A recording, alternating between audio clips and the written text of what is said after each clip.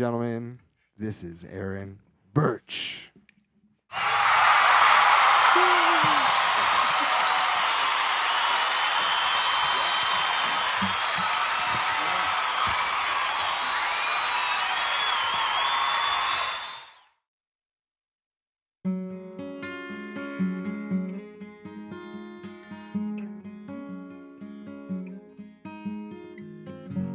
When we lost Tom Petty, I was rolling down my dreams.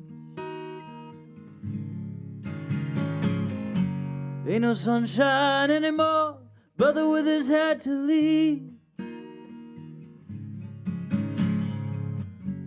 Hear that Eddie plays guitar now in Little Richard's bed. And Charlie's in the pocket, giving shelter in the land. Give me shelter in this land. So many things are ending, it's hard to let them go. The world around is changing, try to make it out the door. We said hello to danger, and we spent the night with fools. Broken horses ain't to run, but you never could control. These are the days, these are the days, these are the days. We say goodbye to heroes. These are the days, these are the days, these are the days. We say goodbye to heroes.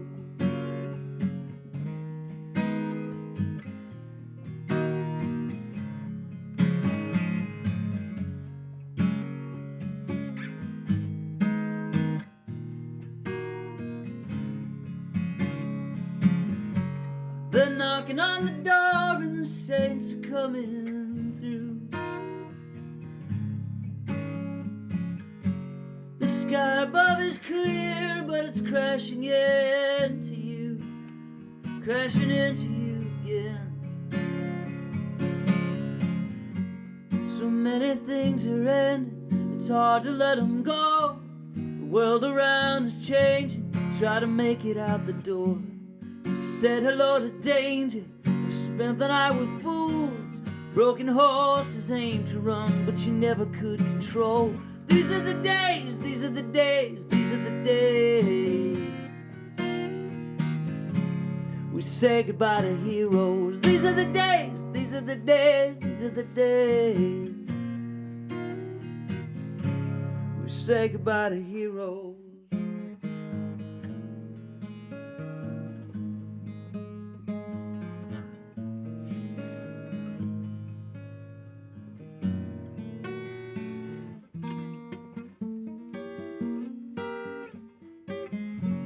So many things are ending, it's hard to let them go.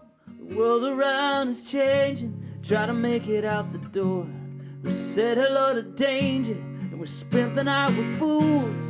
Broken horses aim to run, but you never could control. These are the days, these are the days, these are the days. We say goodbye to heroes. These are the days, these are the days, these are the days. We say goodbye to heroes. Woo! Thanks, man. Is that a recent one? Yeah, I wrote that one a couple weeks ago. Who, out of everyone that has touched you, Mm. who do you miss the most? Gosh, George Of Harrison, your heroes, man. George Harrison? George Harrison. I think when George Harrison died, it was, I remember so well. I was in college, just lets you know how old I am. But I was going into a class, it was like a final or something like that, and somebody comes up and is like, "Dude, George Harrison died!" Like all like, ha ha ha, and I was just like, it hit me like a wave of emotion, and I had to like walk outside. It was so, it was so sad. It just nailed me. So I think that was the one I remember most. And yeah, and Michael Jackson. I think when Michael Jackson died, it was like, it felt so incomplete. Yeah. Michael Jackson was Like it wasn't supposed to happen. Like it wasn't real. you just wish that his life had gone like a different way. It's just like, ooh, like, I don't know. Does it Yeah. at all when you hear the conspiracy theories about Sony and him purchasing a lot of people's uh, music? Yeah. Do you think that at all? I mean, do you think there's any merit to that? Um, I don't know. I don't know much about that, but like, he's yeah. Just he had a sad life, and like he's a weird guy. You wish You his went to his whole life had gone differently. My man Dennis went to his funeral. I went to the funeral Did at you Staples really? Center. Yeah. Yeah. I actually sat middle row, like 10, Interesting. 10 rows away from the casket. Interesting. Yeah. Yeah. My dad played music with Tito Jackson. Okay. And they were in the Beer Belly Blues Band. Okay. And yeah. Tito gave my dad some tickets. But it was interesting, just like how you said you're at school or you're in a class somewhere and someone told you George Harrison died. George Harrison died. Yeah. Yeah. So I was in summer school and a teacher of mine knew about my dad being a musician and playing with Tito. Okay. And he like came up to me all sad. He's like, dude, I'm sorry, sorry about the loss. And I'm like, what's Yeah. going on? He goes, dude, Yeah. Michael Jackson just passed away. Yeah. And I'm yeah. like, what the heck is going on? And then that next week, I went to the Staples Center for the gig, or for the funeral. Yeah, yeah. I think it was Tito's daughter, Tito or Jermaine's daughter, came to my old studio one time and like recorded. But they were really sweet, gracious people. Yeah, They really cared. Tito is Yeah. insanely nice, like Yeah. kind. Yeah, and kind just- people. you Yeah, know? and it's incredible how strict they were raised, right? And then they turned out to not. You would almost expect them to be almost as aggressive Yes. in some ways, right? It's just But it's like the Yeah. polar opposite. yeah, like I don't know. All of them, right? like Yeah, they're all like great people, and they're like set, like like they're not happy either. and yeah, we have to be honest about Michael Jackson. He could have been a bad dude. Yeah. We just don't know. Yeah. And it's like you gotta be careful. You I gotta be don't- careful. Like, have you seen those documentaries? Yeah, the HBO ones. Yeah. Yeah. Very uncomfortable. Right, but there's like pieces of them that they prove to be false, correct? Yeah. And that right there, and then people coming out after Yeah. and saying, no, that didn't happen. So then the first person I look to as a litmus is Macaulay Culkin. Sure. So I think that would be the equivalent of Yeah. me having sex with like Angelina Jolie or Pam Anderson in their prime, right? That's who the people I would go out with. But if Michael really was this dude, that would be his Pamela Anderson or Dude, Yeah. Angelina but- Jolie. Macaulay But Culkin still- compared to still- Pam. I mean, Well, I mean, I'm just saying that he was a creme de la creme of kids Yeah. at the time. Sure, Yeah. dude.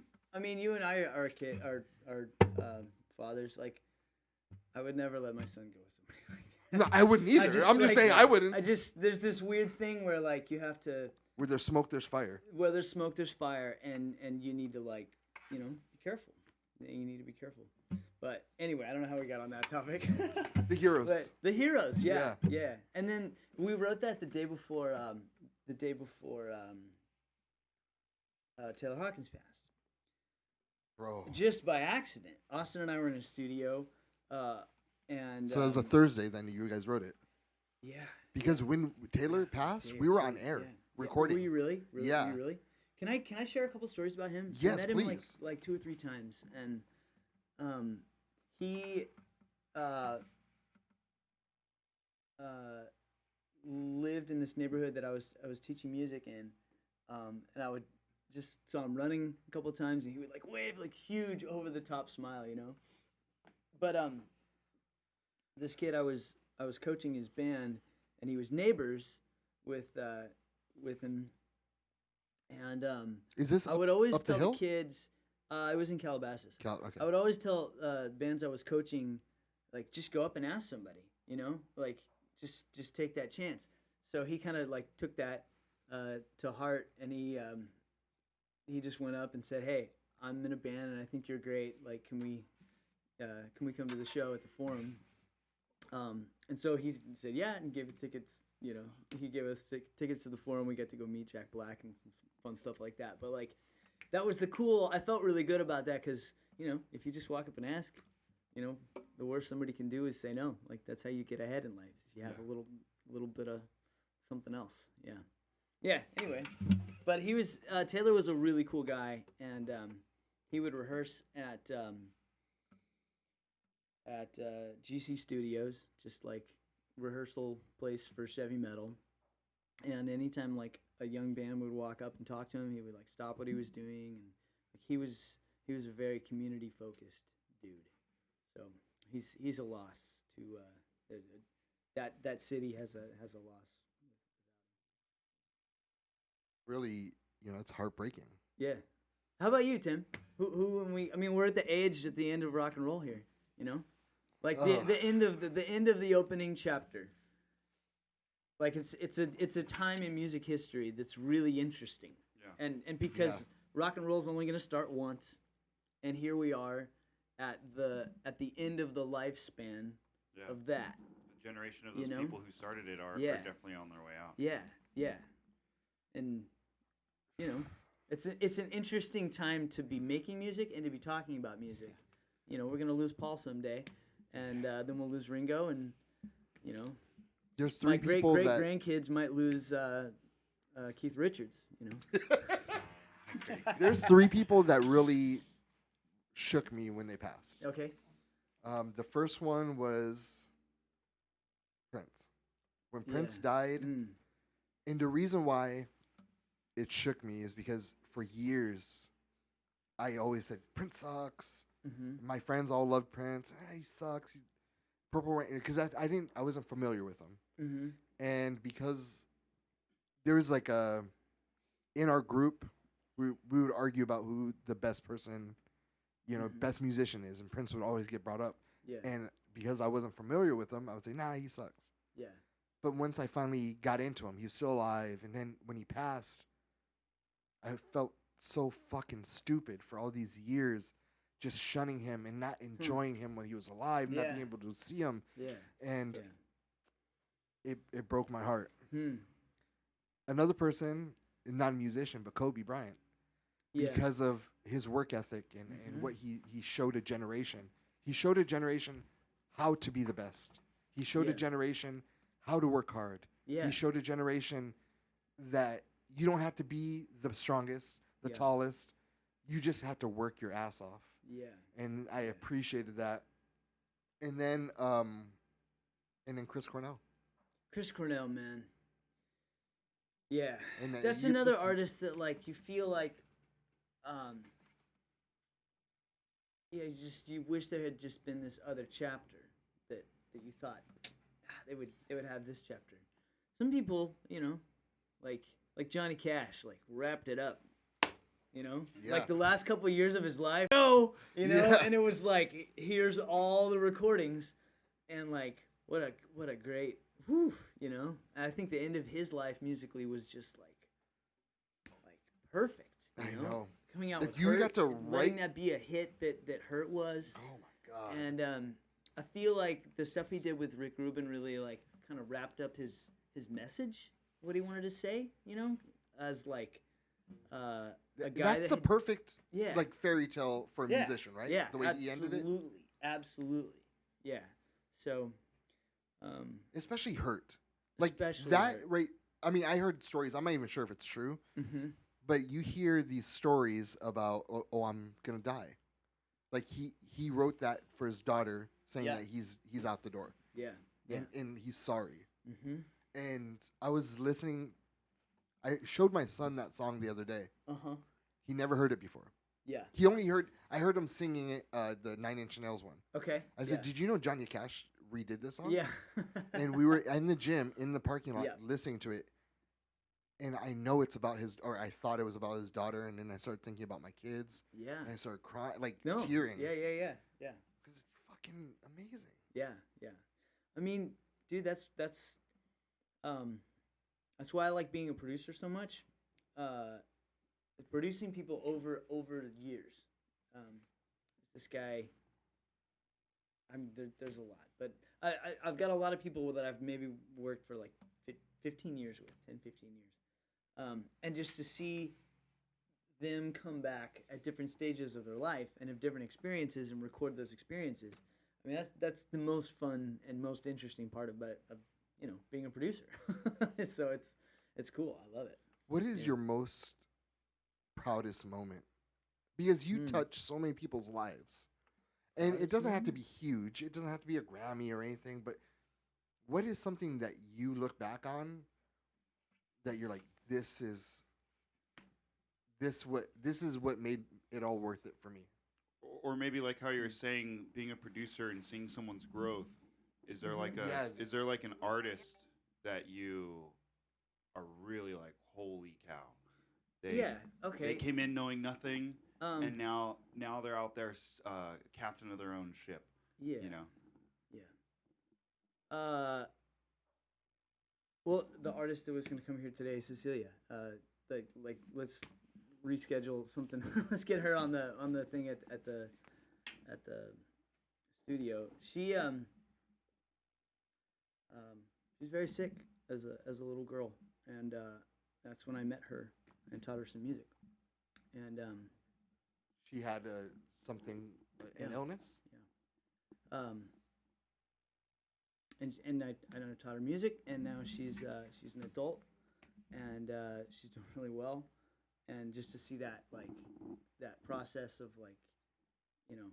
being able to overcome something significant in your life, and then be able to write songs that aren't like about that, but that represent a certain strength and a certain character. That's the proud moments. I think, yeah. And there's just watching people get better over the years and like achieve something. That's really cool. So I like those moments a lot. Beautiful, man. Yeah, thanks. Yeah, I'm gonna do another Got tune? another song? Yeah.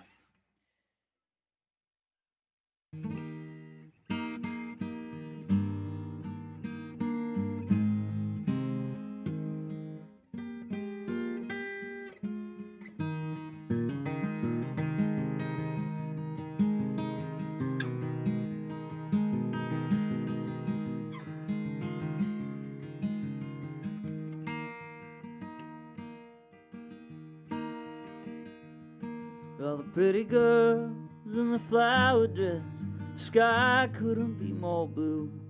She wore the best one, yeah, for this.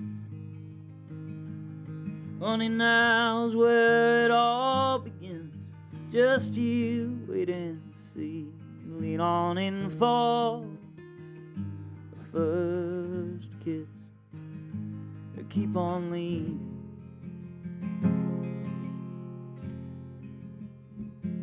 Anytime,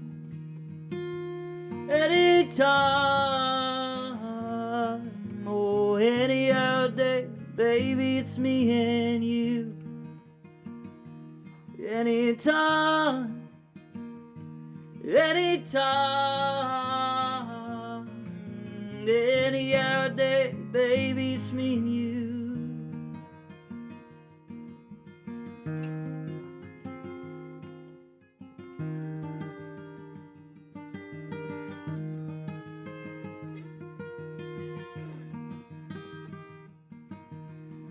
Become my favorite song. I can't help but hum along. Whoa, oh, oh, oh. Honey, you become my favorite color. It's another shade of you. Even when you're far away, your color shines right through me. Anytime, any other day, baby, it's me and you. Anytime,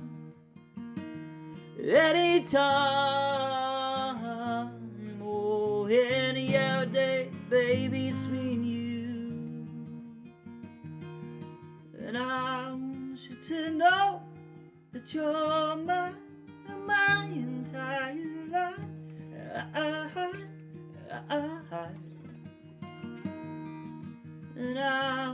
to know that you're my entire life.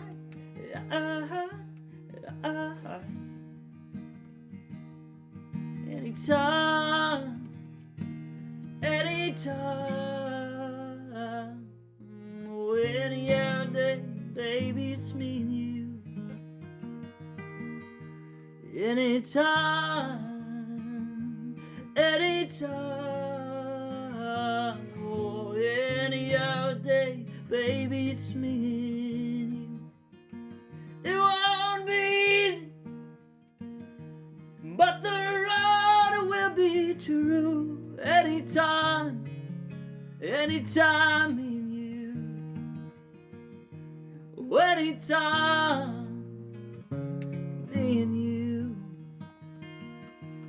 Anytime, me and you.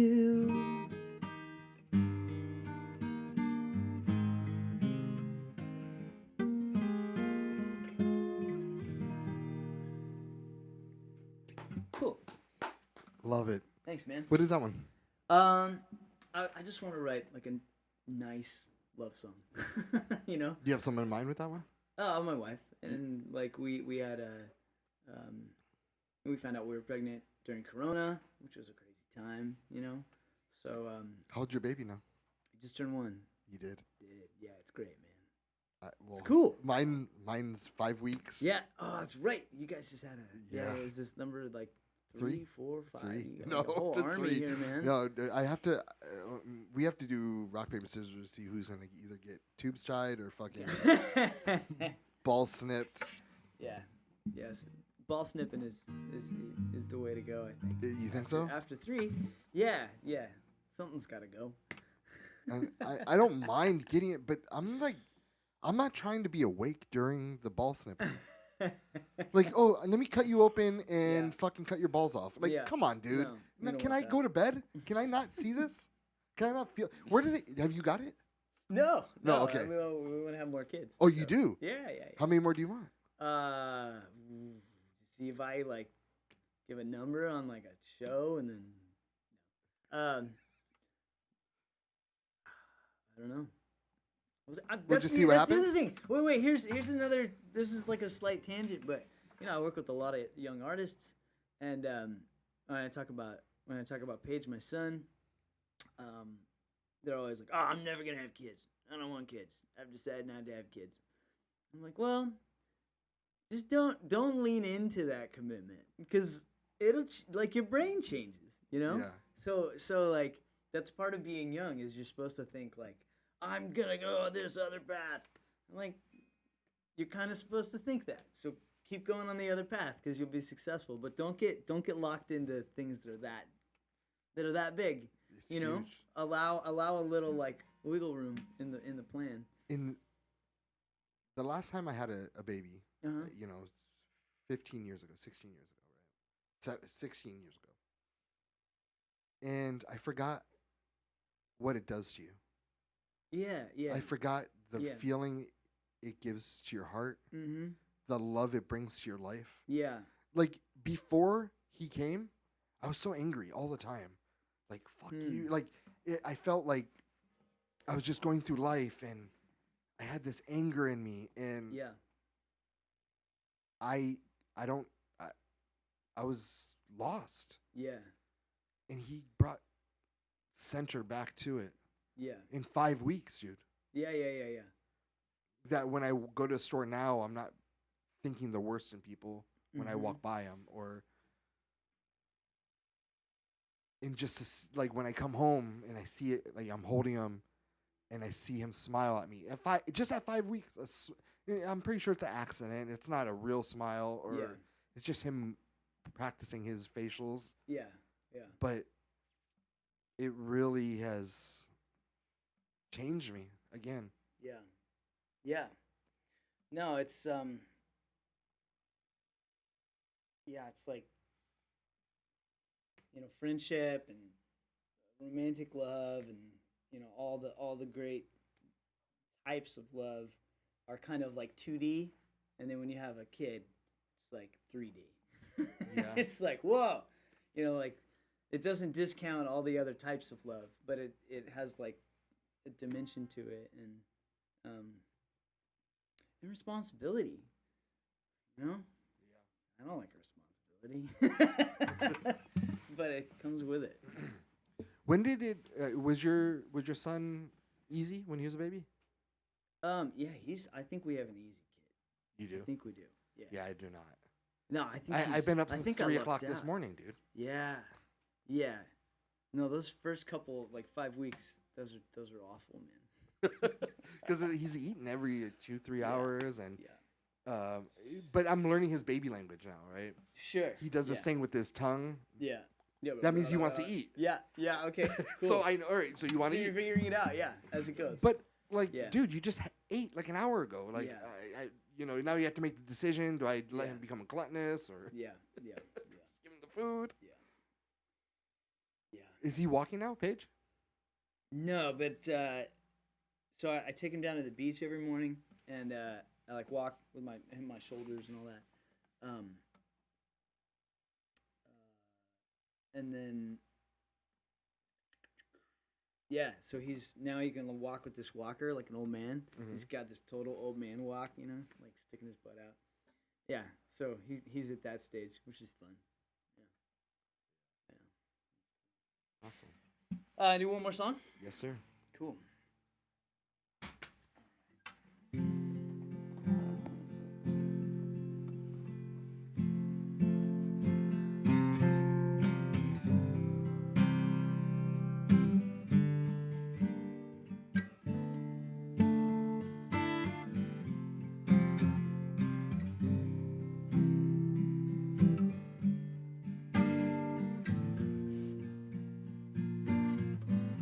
When she rides her Harley Davidson, you feel it echo down the canyon walls. She's an open highway, she's an amber kiss. Tie me up real strong in a love like this. Always gentle on my mind, and I've loved her my entire life.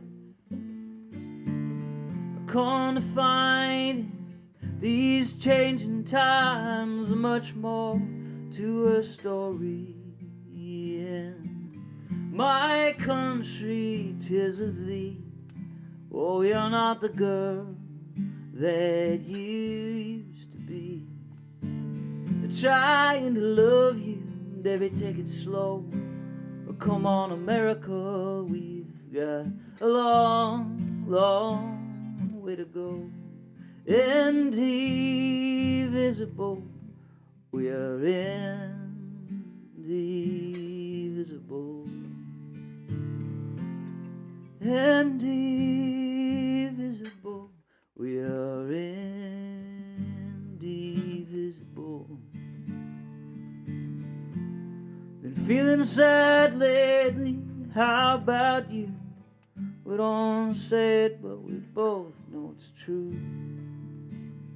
Tired of a love that I have to hide, 'cause I don't care about the left and I don't care about the right. And all you've got is mustard seeds. Your faith can be a little weak.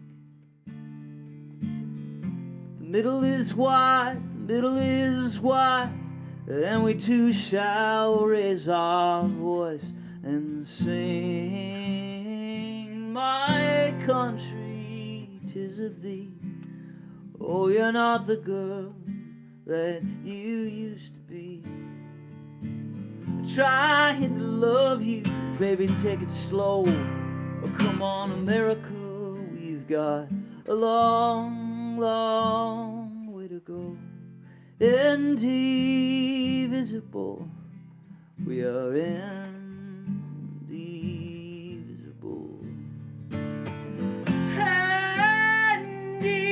Indivisible, we are indivisible.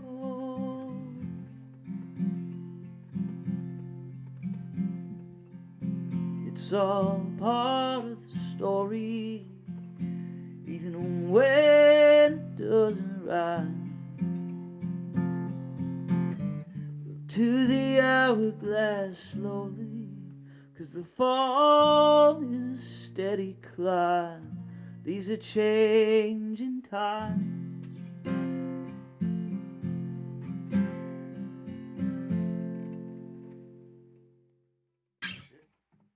Whoa, okay. So much for that one. Thanks, man. That I really love it, and and maybe it's different, like how I interpreted it to. How'd you what interpret is. it? I'm very curious. There's a line in there that fucking broke my heart because I feel the same way, but I don't know how to say it. Okay. You said you're talking about loving America and the America you miss, Mm-hmm. but it seems like you are ashamed to say that now. Yeah. And it's not because you give a shit what the right says or the left says, Yeah. but it's because of. I took it as like to mean you love America now means something different than it did, let's say, in the 60s or 50s. Mm-hmm. And people sort of judge you Mm-hmm. for that love. Yeah. Yeah. I feel like for me, in the last, 5-10 years, 3 years, love for like a country or a tribe or anything like that became like love for like a real relationship with that's complicated. Like love with somebody that you have wronged and that has wronged you. And I wasn't raised to think of it that way. I was raised to think like maybe I wrong Tim and then Tim wrongs me and then we have this thing where we work out our relationship. But America and things like that were like this entity that you had like a one-way relationship with. And now it's complicated, but the love is still there. I don't know. That's how I feel. I feel that way too because I've never been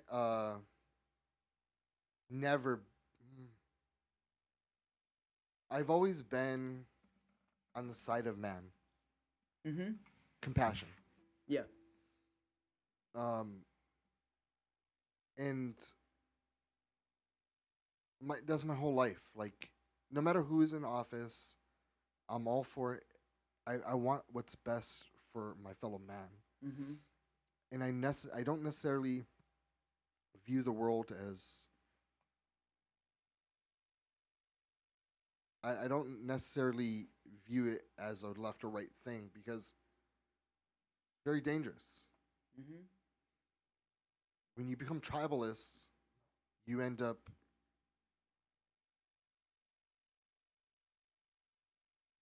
when you become a tribalist, you let things go that shouldn't be let go of. Okay. Yeah. You following me what I'm saying? Yeah. And so I served our country. I served it for 12 years. Okay. I didn't do it under a right or left situation. Sure. But now I see, I've always stuck, I live in Ventura. Yeah. I've always sort of been left-leaning. Mm-hmm. I've always sort of been on the right. Oh, okay. Like, which is not normal Southern California. Not far right, not crazy, but just like, slightly. So, like, so I'm with you. Yeah. But the reason why I became tribalist is because my father was sort of tribalist. Okay. Without knowing what is happening, yeah, I just sort of followed what I saw. Yeah. And then as time went on, I started seeing so many things that didn't make sense to me. Yeah. Especially in the past 3 years, like you were saying. Mm-hmm. That where you say you love your country means you're a racist. When you saying I love my country, it means that you're a bigot. and seeing the side that I'm on, saying that, oh, if you're on this side, you are a certain way. Mm-hmm. I'm a left, Mm-hmm. and in calling everyone who's right racist or bigot or things of that nature. Mm-hmm. And because of that, and when that happened, it made me trying to be real smart with my words so I don't piss off anybody. No. So I'm just gonna talk. Yeah. So when I see that, I think that's wrong. We can't just put people in a box and close off other people's ideas and just automatically just chalk it up to that person's racist or that person's this or that. Yeah. And no one will ever win with that. Yeah. No one's gonna win. Yeah. The right's not gonna win. The left's not gonna win. And us putting our tribe first over what's right is gotta stop. Yeah.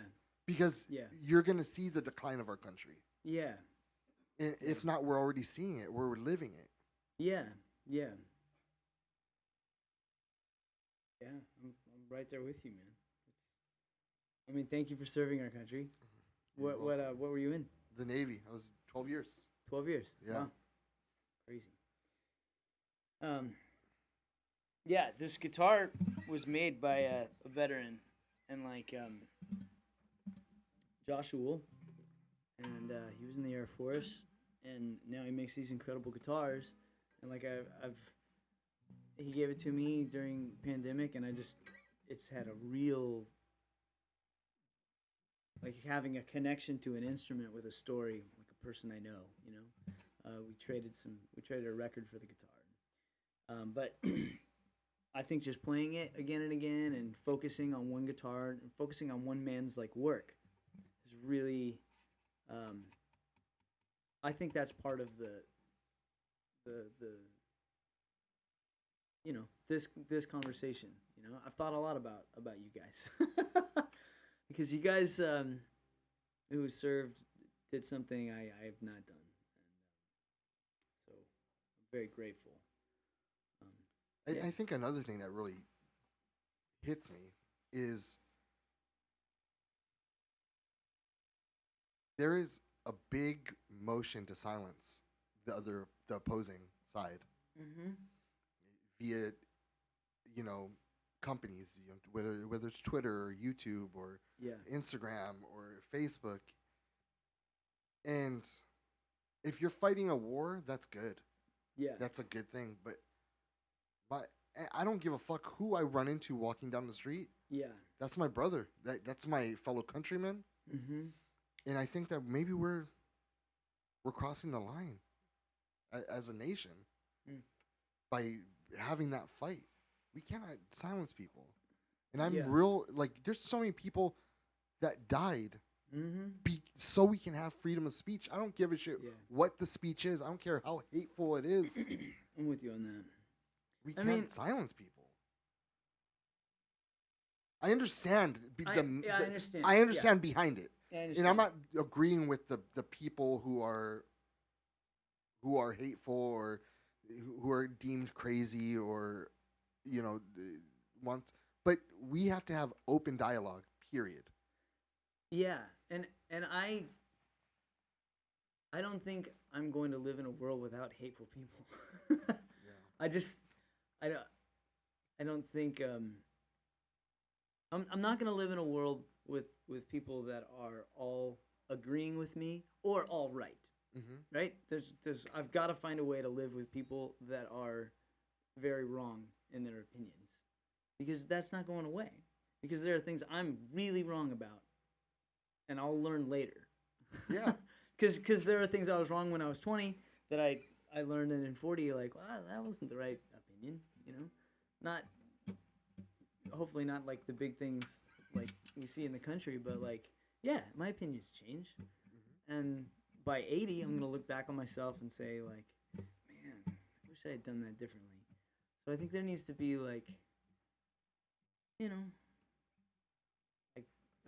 grace is probably the word. A little bit of okay, you understand this, and I think that's wrong, but here we are. And it's so polarizing now because Yeah. people are making money from it. a and when you- lot of money. A lot of money from A lot of opinions. money. And by being ultra extreme, Yeah. it amplifies their Yeah. voice. Yeah. And when when your voice is amplified, you get more money. So therefore, you're going to be more extreme. Mm-hmm. And everybody wants a voice, Yeah. no matter who you are or where Yeah. you are. Yeah. Everybody wants a voice. Yes. Yeah. But just because you have a voice doesn't mean other people shouldn't have a voice. Yeah. And No. like you were saying, like maybe we need to understand more Mm-hmm. instead of just being, oh, you're a fucking idiot. And Yeah. Yeah. And sometimes just accept like, okay, that person thinks that way. You know? I don't.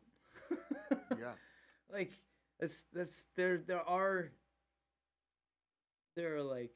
there are opinions that I don't have that I think are wrong that I can still like live in a world with, you know? I don't believe in like every religion. Yeah. But I'm cool with being we can still be a community with that. And I don't understand why we've like somehow decided that doesn't apply to like politics. That's like a Yeah. more recent thing. Yeah. You know? Like if we think it's a good thing if a like Peter Paul and Mary is a gay rights activist, an Orthodox Jew, and a born again Christian. And we think that's great. We think that's cool. But somehow we when it comes to like a street where there's like a Trump supporter and a Biden supporter, we think that's like, oh, you gotta go talk to that guy. You tell him he's wrong. I don't know that that's true. Well, I don't either. like that. I don't like that divide because like we think that we've overcome this problem of tribalism because you know, because we're not like fighting over the things like Catholic Protestant, or we're not like blowing up each other in the streets. But this is the next But version this of is it. just a version. This is just another thing. You know, this is just another. I think when that part of the human brain gets turned on, it's the same algorithm. you Right. know? And I'm going to probably butcher these, but the Sunnis and the Shiites, Yeah. it's the same shit. Same thing. There's nothing different. Yeah. There's nothing different. In the people that are Yeah. going and killing themselves in the Mhm. name of Yeah. their God or Yeah. their way of life Yeah. is Control C, Control V now happening here. Yes. Yeah. And if you yeah. Yeah, I don't think we're thinking of like particularly on the right of them and the left, I don't think we're thinking of it as like as potent as a tool as it could be. You know, we think of it as like it's nice and safe because countries fight over like these kinds of things or these kinds of things. Like no, they don't. They just once there's two tribes and then once there's sacrifices made in each tribe, then you gotta go back and defend this, you know, Yeah. defend the loss, and like, And that's where I think I'm at. Like yeah, I've seen my own eyes mm-hmm. people sacrifice their life Sure, for yes, this. yes, And Yeah. and that's why and I don't know what side to fight because yeah, I'm not trying to fight the right and I'm not trying to fight the left. no,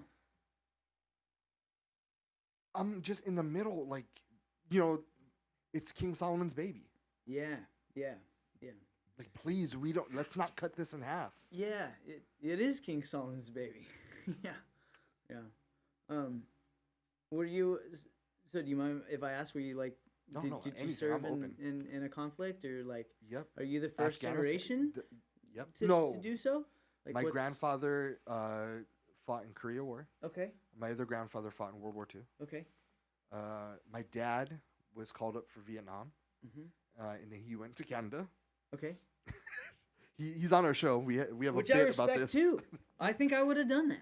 Yeah, I don't know. But I mean, I'm a war hero. He's Yeah. not, and so I'm gonna just Sure. keep it that way. Yeah, keep it that way. Yeah. Well, I was in Thailand, Uh-huh. and we're leaving Thailand. I got on the boat September 10th, Mm. 2000. 1. No way. And No way.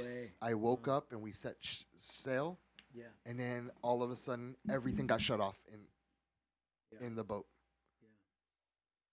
Yeah. And they said, we can't talk to your family. We don't know what's happening.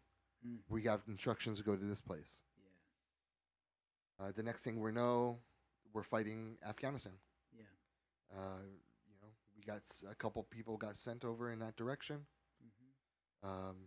to help shot down birds.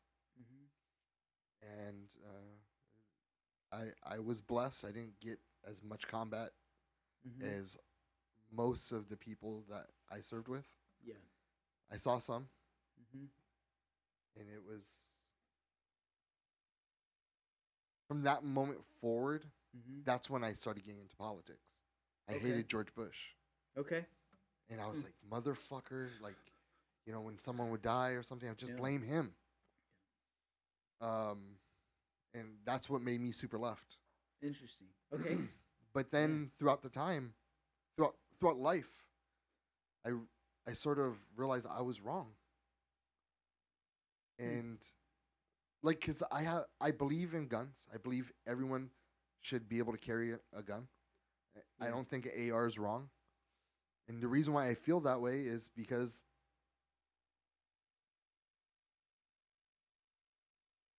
most recent is the riots.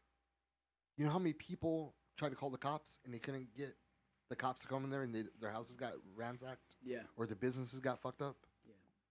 So we can't, in a time of desperate need, we can't depend on the cops.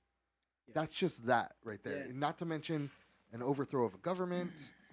We're in a situation where there's a lot of, like we said earlier, where there's smoke, there's fire. Mm-hmm. There's a lot of politicians smoking.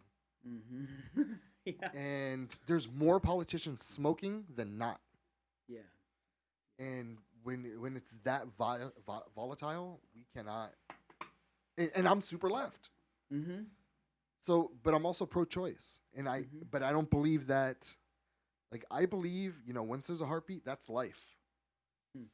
And if you get an abortion, it's murder. It's legal murder. But do you see how many kids are out here, shitty dads, shitty moms, Yeah. going to, living hell on earth? Yeah. Yeah. And I think that's better for them to terminate life before they can make their life shit. So, and I know they're total contradictions of what each side is on. Mm-hmm. But see, even that, like what you just described to me, like a position there, that was not 140 characters. So that's like, sorry, like that what you just said is human complicated, and it's real, and it's honest, and it's genuine, but that's not going to rise because you can't make money off of what you just said. It's too complicated. And we're in this weird thing where, simple, catchy is going to sell. And that's fine when you're selling Coke. But now we're selling, like, value in that. And like, I don't know. That's why I love shows like this, the podcast, where we sit down, we, like, talk for a while, and you hear songs, and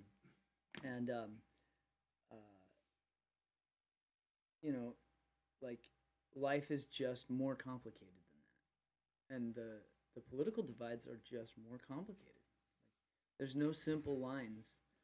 And the funny thing is, I've only ran across one person who is just like, no matter what, you're wrong. There's no like, there's no like oh, I understand. Like, what was the word that you used earlier? Understanding or Grace. Grace. There's no grace.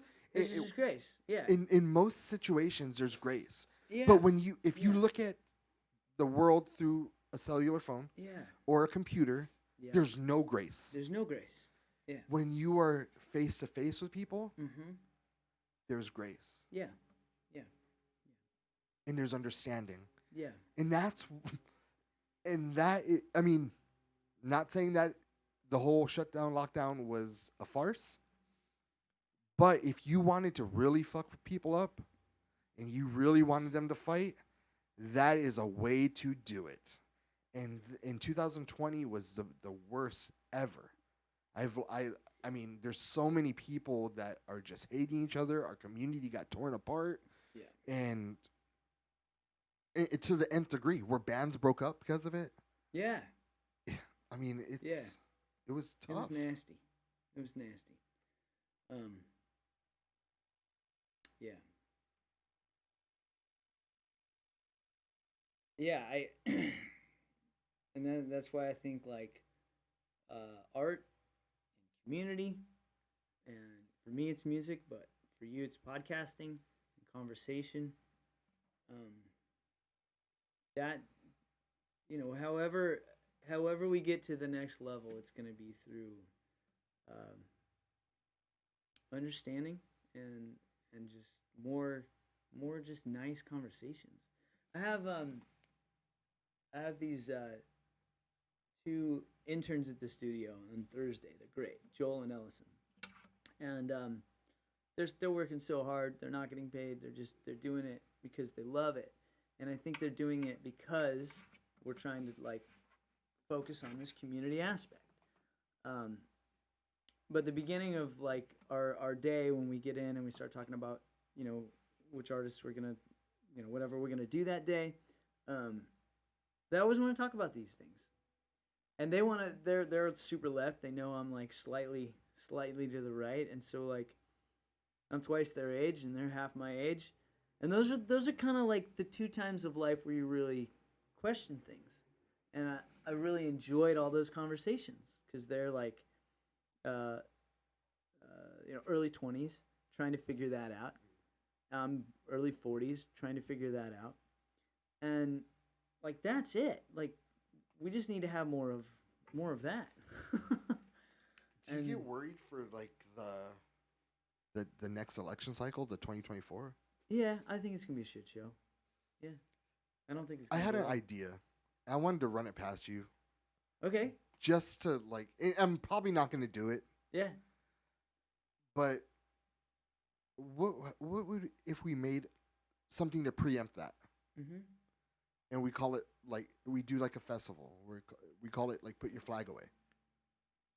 Where you have when you purchase a ticket, you can purchase it comes with either a red flag or a blue flag. Interesting. And when you're ready, we'll put that away for a little bit to be one community. Okay, so there's a music festival. Right. Right? You buy it, you buy a red flag or a blue flag. You can carry the flag with you. Carry it. That's part of the problem. That's part of the problem that we're all facing is that people will only carry the red flag into a red place. And people only carry the blue flag into the blue place. And our election cycle is built like that. You know, we don't have the town hall where we have like people come. We have a red place to go and a blue place to go. And at the blue place, we're going to talk about how we hate the red one. And at the red one, we're going to talk about how we hate the blue one. And then when you're around a crowd of people that all believe in Tweedledee or Tweedledum, then you're hyped up by the energy. It's like a concert, right? I wouldn't go to Rage Against the Machine to like, you know, enjoy Miles Davis. I love Miles Davis. But if I'm going to Rage, let's go to Rage, man. Because it's fun. It's fun to be around other people that feel a certain thing. It's fun to go to a country show if you hate country music because it's fun to watch the thing. It's fun the next day if you took the entire country crowd and, you know, say the next day after Willie Nelson's show, that exact same group of people goes to like, you know, Dr. Dre presents like all of the 90s hip hop. They're going to have exactly the same amount of fun because it's fun. And most of us like both of those styles of music. Like nobody nobody at Willie Nelson is like, I hate this. This is not a positive vibe. And nobody at like, you know, Death Row is like, I hate this. This is not a positive vibe. They're both fun. I don't know why we're okay with politics being like that. Like, why do we get together and have a divided party? It's dumb.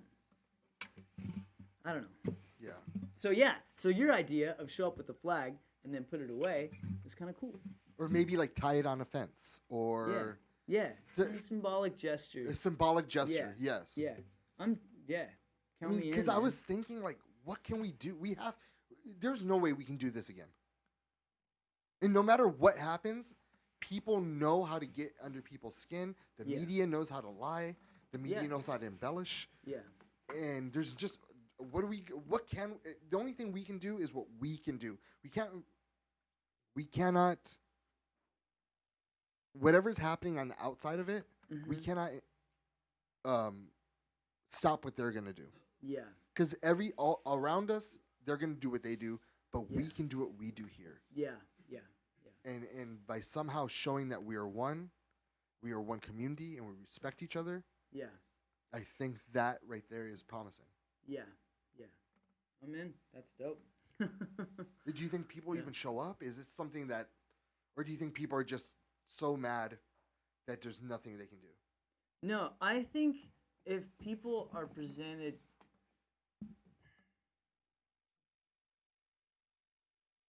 somehow, people have to overcome the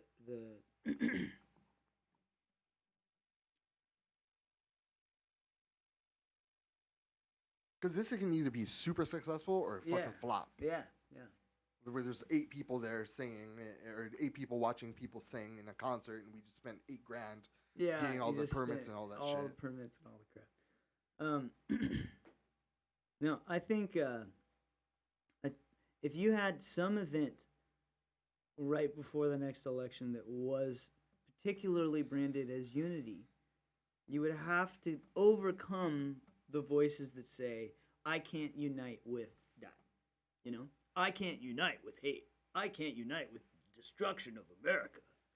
You know? Because that's what you're gonna get. So you gotta find a way to answer like the most poignant question that each side is gonna say. Because people like right now would love the idea of unity. But between now and that next election, people are gonna be riled up again. They're gonna be wild up, you know, and it's gonna be like eventually somehow people get to this place where they say like the stakes are too high. I can't make an I can't find the middle ground because the stakes are too high. And that I don't know how to overcome that problem. But if there was a symbolic way of doing it, I think it would help people. And that's exactly. So the symbolism of the flag, and saying like, I can come pick up. I'm gonna come get that flag at the end of this. Before I go home, I'll get my flag. Yeah. But I'm gonna leave it here for the time being. Yeah. Still vote. Like you have to vote. You still gotta vote what you really want, what you believe. And maybe we don't talk about politics that day. Yeah. Maybe we just enjoy each other for who we are. Yeah. Yeah. No, I mean, and even if it's small, maybe we don't. Maybe we can get the city behind it. Yeah. Maybe we get certain people behind it. You know, maybe we just do it all along Main Street. Yeah. I don't know. Maybe it's just that, you know, that stage that they have at Main Street. Yeah. Maybe we can get that. Yeah. And, you know, maybe you just come by and you can purchase a flag, and then, you know, we have a fence and you tie it to there. Yeah. I don't know. This is my flag, and I'm part of this community. I'm surrendering it. Yes. For this. I think that for us. that act, there's 2 things that are required. You have to make it feel safe and socially acceptable for a person to admit that they are either way, right? So like in downtown Los Angeles, a Trump supporter's got to feel safe in his or her business saying like, I'm the small business owner, I depend on my community, and I feel this way, and I'm surrendering it without that having like a big cost, because there will be a cost. That's the scary part. If the other parents in the school know that you're Tweedledee or Tweedledum, And that's another thing too. If the family in Idaho like finds out that we got a liberal over here, then it's different. So to pick up that blue flag and put it there is a social cost. But that's a dumb situation. That's not how we want to live. Like, that's what I mean by grace. Like, something has to be. And I know that sounds like religious. I'm not. No, it's exactly. It's so true. But that concept has come back to me a lot. I think in the last couple of years. Because the polarizing aspect of it is, if you're one way, you're sissy or snowflake. What they say. Yeah. If you're another way, you're non-tolerant and you're a bigot. Yeah. And neither one of those things are true. Both sides want to see their version of America prosper. Yeah. And the key word in there is prosper. Yeah. Yeah. Both of them are seeking prosperity here. Yeah. And then tied with that, I think also like, we all want safe swings in the park. Yeah. Why if there's a vote and it says like, should we change this, traffic light, or this should we allow this symbol to go up? If I know your vote on that one thing, I probably know how you feel about like immigration and abortion and guns and the history of the United States. There's way too many factors that fall in line based on one stupid principle. And we have to start unlinking those. Like, you've got to be able to be pro-life and anti-First Amendment and this and that. I mean, we got to be mismatched a little more, and because it's too easy to buy you off. Like, if I got one thing, like, all I have to do is like get you really emotionally invested in one issue, and then I can get your vote on whatever I want, because that one issue is going to be like most important. And I think the lobbyists know that, and that's why they build up abortion and guns and whatever the hottest button issues are. Those are just ways to get the other thing through. Yeah, and I agree. That we got to unlink.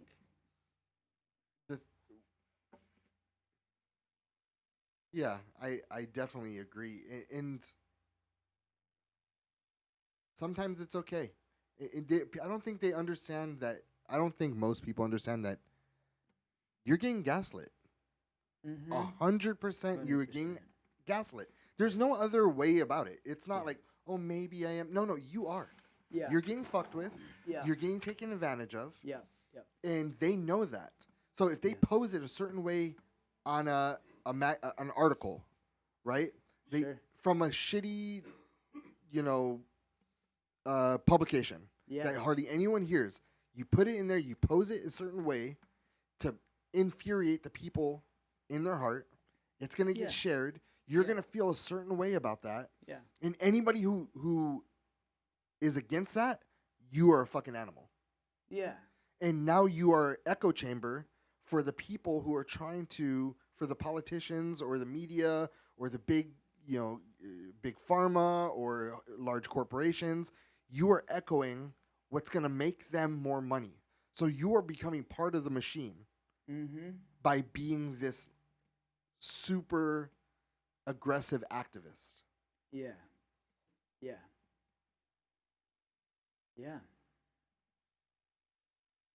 And what do we do? I mean, how do we?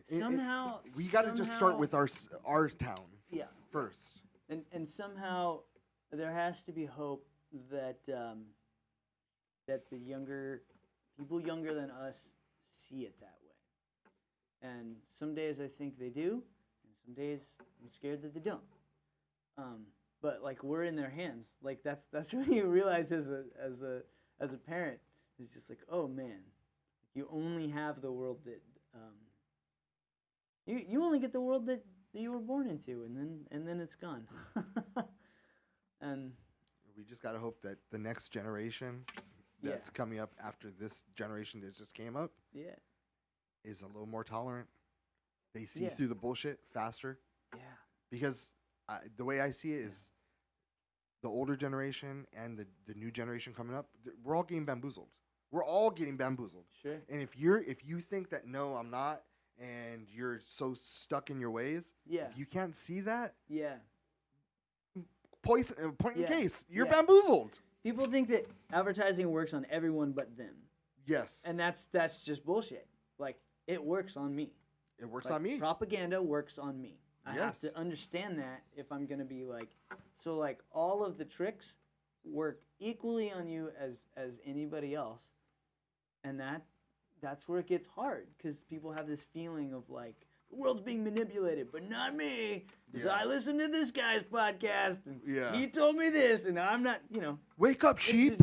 Wake up, sheep. Yeah, they all say that. They all say on both sides. Yeah. Everyone's a sheep but them. Everyone's a sheep, I listen, in the 2020 election, I got fucking bamboozled. Yeah? I went through the ringer of fucking conspiracy theories. Okay. I went through the ringer of now that I'm stepped out of it, I realized I was getting bamboozled. Sure. I realized that there is a lot of stupid shit that I latched onto to believe that was true. That ended up being either partly true or not true at all. Sure. Even in 2016. Yeah. With all that bullshit that they were talking about Trump, not necessarily all true. Sure. And I was on this airwaves motherfucking him, motherfucking the Republicans. Yeah. Because I got bamboozled in 2016 by the left and in 2018 by the right. And so now that I'm preparing for the 2024, I'm like, all right, I'm probably going to get bamboozled again, but I'm going to try to minimize it this time. Yeah. No, I'm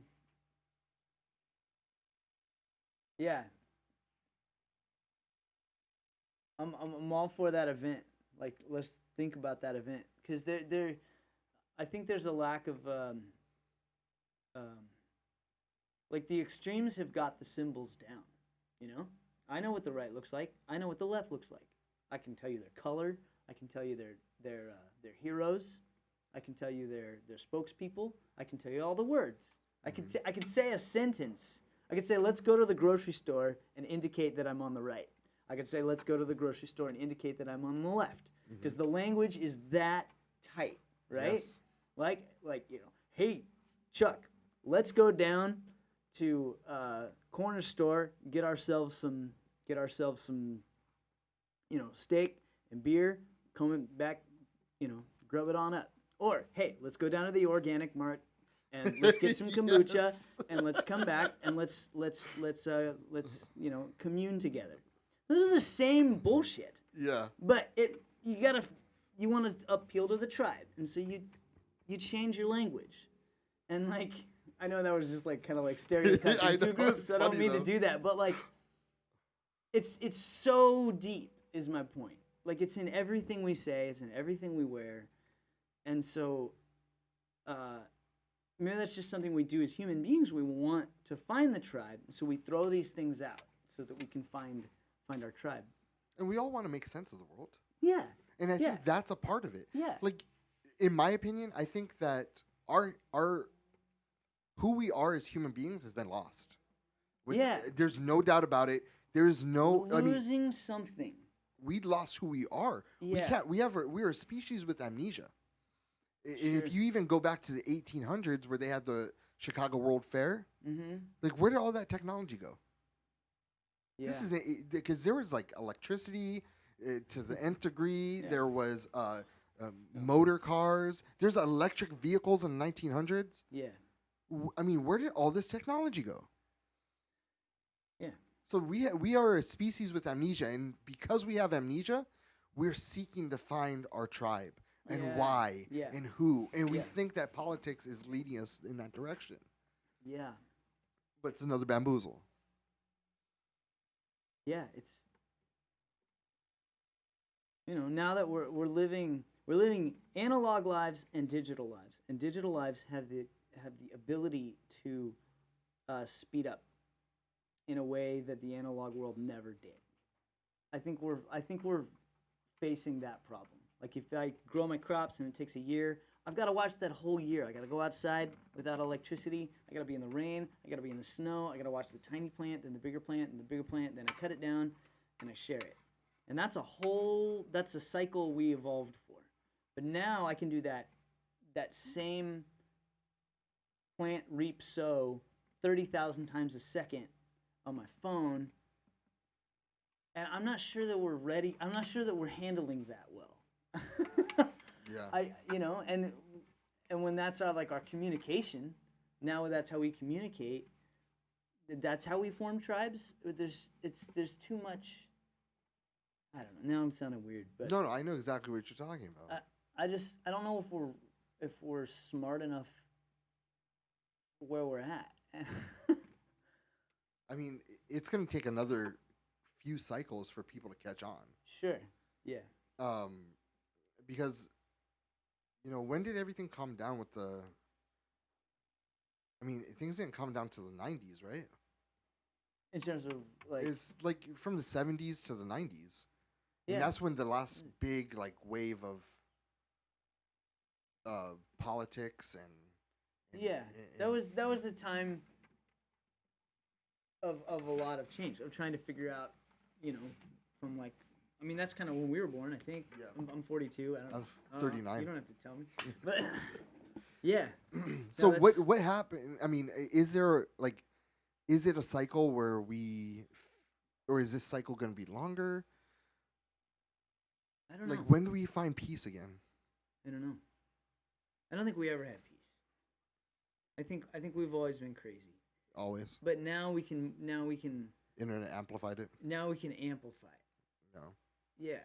And so it's the same thing as a violin versus a wall of Marshalls, Yeah. Like the there's still art there, but now we have this, ever increasing volume, and we got to find a way to not focus on the volume of something, but focus on the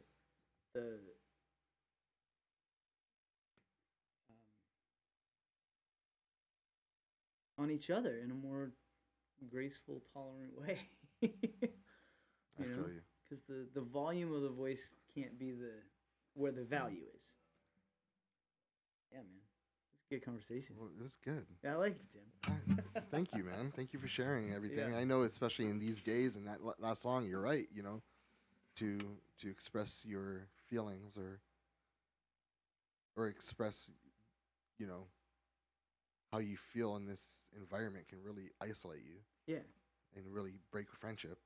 It can. Yeah. But I'm glad that we're responsible enough and mature enough to overcome it. Yeah. I think this will be an episode in itself. Okay, cool. I'm down. We'll probably put this out the 17th. Okay, cool. Thank you. Yeah, thank you, man. Where can people find you? I do my own music and I love it, but this Burch Studio is my business and my life, and I enjoy making my own songs, but I try to do the studio with the intent of community. I want people to record what they're thinking about and what they're feeling, and I want to help them put out their records, not through a big record label that somebody else controls, but just yourself. And so we're trying to do that over at Burch Studio because I think it's socially important right now for people to have that. We need a record of what people are thinking, and so that's what music is, and that's why we've got the community events, and so follow what I'm doing over there, and just listen to people's records, and hit them up. Why'd you write this song about this? Beautiful song, cool idea, You know, artists want to interact with you.